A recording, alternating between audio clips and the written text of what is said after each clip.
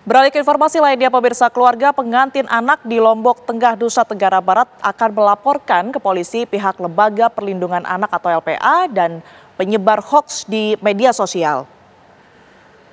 Pihak keluarga pengantin yang viral karena menikah di bawah umur berencana melaporkan balik pihak Lembaga Perlindungan Anak LPA, termasuk pihak yang menyebarkan berita hoaks di sosial media terkait pernikahan tersebut. Pihak keluarga merasa keberatan dengan laporan pernikahan atau menikahkan anak di bawah umur, dan mereka pun juga melihat tidak ada unsur pidana dalam pernikahan tersebut karena tidak ada paksaan dari siapapun. Menurut pihak keluarga, LPA berupaya melakukan kriminalisasi terhadap dua hukum rujukan, yaitu hukum adat dan syariat Islam. Sementara itu, pemirsa, pihak kepolisian Polres Lombok Tengah sudah menerima laporan Lembaga Perlindungan Anak soal pernikahan anak usia dini ini. Selanjutnya, para terlapor termasuk keluarga beserta kedua pasangan pengantin akan segera dipanggil ke Polres Lombok Tengah untuk dimintai keterangan.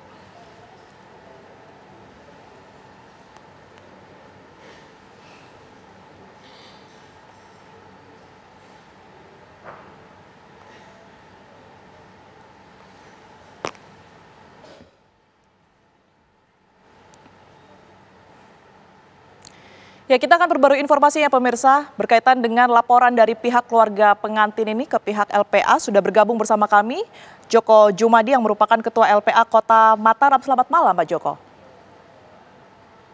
Selamat malam Mbak. Baik Pak Joko, ini nampaknya orang tua dari kedua pengantin ini tidak terima begitu ya dengan apa yang sudah dilaporkan, apa yang kemudian dikritisi oleh pihak LPA dan kemudian melaporkan LPA kembali ke pihak kepolisian. Anda menyikapinya seperti apa? Apa Mbak, artinya ini kan hal yang biasa ya, pro kontra yang ada di dalam masyarakat. Tapi sekali lagi yang kami sampaikan bahwa proses yang kami lakukan ini kan adalah proses untuk kemudian melakukan edukasi kepada masyarakat bahwa bahaya perkawinan anak ini sudah di depan mata.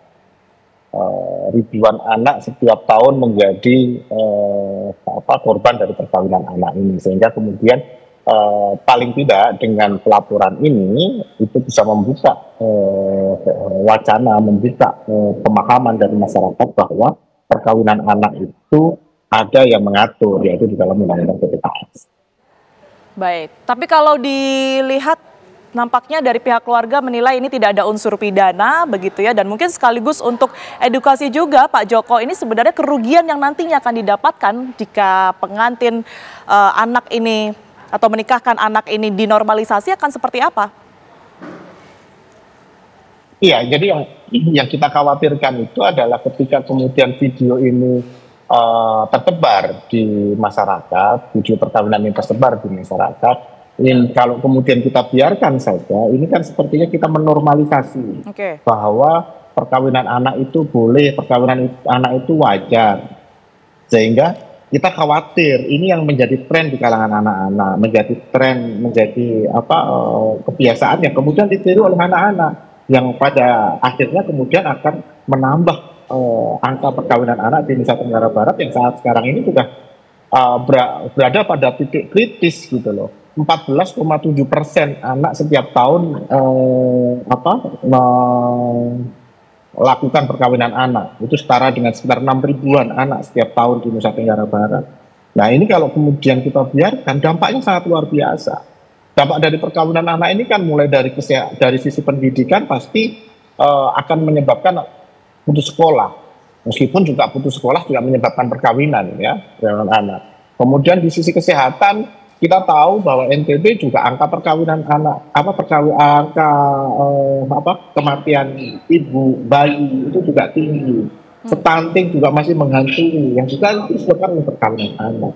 Belum lagi kita bicara aspek-aspek sosial, angka perceraian juga cukup tinggi. Kemudian beberapa kasus anak yang kemarin juga terjadi, itu juga disebabkan karena perkawinan usia anak. Sehingga mau tidak mau, suka tidak suka, kita harus memutus mata rantai perkawinan anak ini gitu loh. Sehingga kemudian pilihannya salah satunya adalah kita harus mengedukasi masyarakat. Nah, ini adalah salah satu cara kita untuk mengedukasi masyarakat. Salah satunya adalah bahwa pemerintah itu sudah ada komitmennya untuk melakukan pelarangan perkawinan anak itu salah satunya adalah dengan adanya Undang-Undang Nomor 12 Tahun 2022. Di dalam pasal 10 ayat 2 huruf A itu sudah dijelaskan bahwa termasuk pemaksaan perkawinan itu adalah perkawinan anak. Nah, itulah yang nanti akan diuji, dan case-nya kan ini sudah berjalan ya. Satu kasus sudah berjalan di di Pengadilan Negeri Mataram. Sekarang kita coba untuk masuk di kasus yang ini. Baik. Memang ada undang-undang yang kemudian ini mengatur dan kemudian ini menjadi landasan begitu ya Pak Joko. Tapi ini dari pihak keluarga menuding Anda atau dari pihak LPA ini melakukan kriminalisasi hukum adat dan juga syariat Islam yang menurut mereka ini sebenarnya tidak ada salahnya dilakukan. Anda menanggapi dan juga menyikapi hal ini bagaimana? Pertama, saya ini kalau kaitannya dengan adat ini masih menjadi perdebatan di kalangan masyarakat adat Sasak sendiri. Saya memahami bahwa adat Sasak itu sangat luar biasa gitu loh. Dalam konteks proses perkawinan itu ada syarat-syarat seseorang untuk bisa menikah. Dalam sisi agama sama juga. Dari sisi agama syarat pernikahan itu akil balik. Tidak hanya balik saja, tapi harus ada akilnya.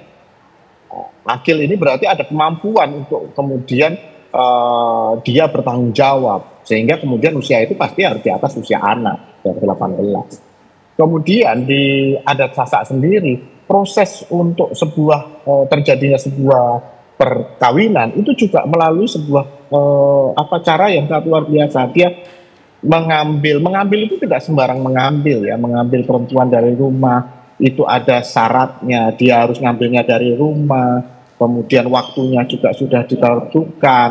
Nah, ini yang seringkali di dalam kasus-kasus perkawinan anak ini semua sudah dilanggar gitu loh. Umpamanya ngambilnya di mana, di luar atau di mana, itu tidak dilakukan, tidak sesuai dengan pakem-pakem adat yang ada. Baik. Sejauh ini dengan adanya laporan dan sejak kasus ini bergulir Pak Joko, upaya dari LPA sendiri seperti apa? Mungkin komunikasi kepada pihak keluarga dan juga langsung kepada anaknya? Disinilah peran dari pemerintah sebenarnya. Jadi ini kan kasus berjalan, kemudian pemerintah dalam hal ini pemerintah Kabupaten Lombok Tengah itu kan ada beberapa hal yang bisa dilakukan upaya. Kemarin kami sudah berkomunikasi dengan UPTD PPA, bagaimana kemudian UPTD PPA harus melakukan upaya untuk pendampingan secara psikologis. Kemudian harusnya kan ini anak kan putus sekolah ya Mbak ya, anaknya baru kelas 1 SMP dan kemudian dia harus menikah. Maka seharusnya Dinas Pendidikan harus turun tangan untuk kemudian melakukan advokasi bagaimana anak kembali ke sekolah. Kemudian kaitannya dengan anak usia yang baru 14 tahun secara medik, secara kesehatan, dia juga perlu pendampingan supaya kemudian kalau bisa diusahakan untuk penundaan penundaan kehamilan, sehingga kemudian ini juga harusnya turun adalah teman-teman dari Dinas Kesehatan. Kemudian si anak yang laki umpamanya mungkin memerlukan dukungan dari rehabilitasi sosial umpamanya, mungkin apakah dihubungkan dengan balai latihan kerja atau dengan pembinaan di lembaga sosial untuk kemudian meningkatkan kemampuan keterampilannya. Itu harusnya bisa dilakukan juga oleh teman-teman di dinas sosial gitu loh. Jadi tidak semuanya ketika ada kasus kemudian harus LPA semua yang turun. Ini ada fungsi pemerintah yang harus jalan. Jadi pemerintah bagaimana kemudian juga ikut terlibat di sini gitu loh. Sehingga proses ini bisa berjalan gitu loh. Jadi tidak hanya ini dianggap bahwa ini adalah hanya penanganan hanya sampai di situ. Enggak, ini ada proses panjang mulai dari pencegahan sampai kemudian penanganan ketika ada kasus. Nah, melalui momentum kasus ini kita berharap ini dibangun sebuah sistem perlindungan anak yang cukup kuat di masyarakat mulai dari pencegahan sampai ke penanganan gitu. Baik Pak Joko, tentunya kita akan terus mengawal ya kasus ini dan juga mengupdate berkaitan dengan seperti apa proses dan juga